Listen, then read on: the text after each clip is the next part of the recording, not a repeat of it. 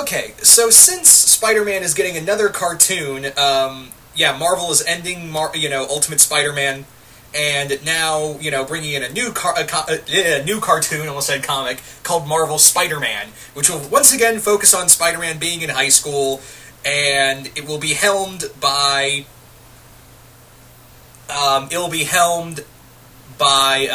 the co-creator of Robot Chicken, Kevin Sirik, and I can't remember who the other guy was, but yeah. So, yeah, we have another Spider-Man cartoon, so this vid is just nothing more than just total fun of who could they get because obviously it could be a good chance, and a pretty good chance that, we'll get Drake Bell again for the voice of Spider-Man once again.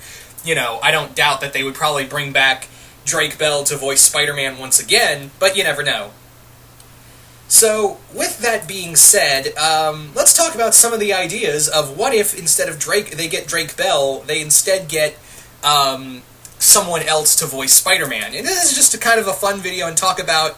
Also, I want to talk about some of the new updates that flew by me during the initial announcement. But yeah, there's some other things I want to talk about with this. But this is mostly for, just talking about voice actors and whatnot. So yeah, let's talk about that. Starting off with the first person I'd like to see, I've got a few ideas of because again I suck at fan casting. Keep that in mind that this is all in good fun, and I just really suck at fan casting. But anyway, let's talk a bit about some ideas. Starting off with, I talked about Jason Ritter. I think he would make a great Spider-Man. Obviously the voice of Dipper from Gravity Falls, and he's done some voice actor work here and there. I think he would be really good. I think, he could really give off Peter's, high school awkwardness, as well as have some good jokes here and there. I think he would be a good pick. I think he would make a really good Peter Parker and Spider-Man. And yeah, I think he's got enough voice acting under his belt to do so.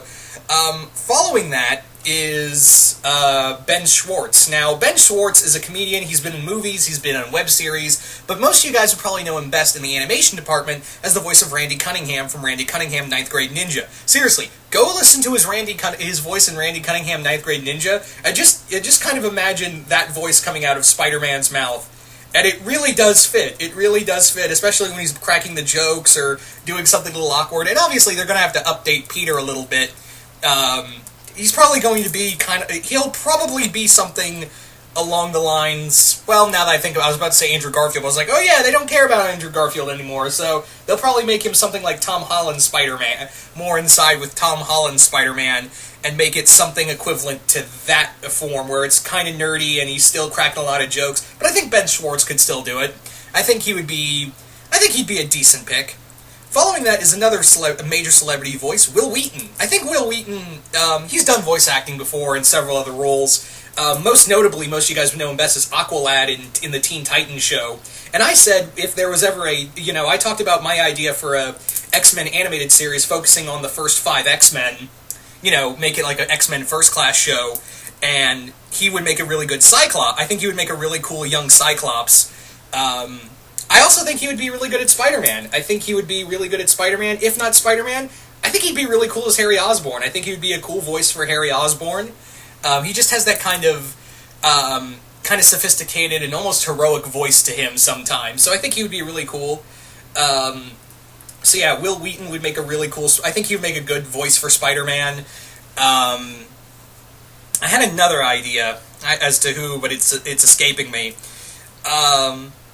But again, it could easily, like I said, it could easily be Drake Bell doing the voice of Spider-Man once again.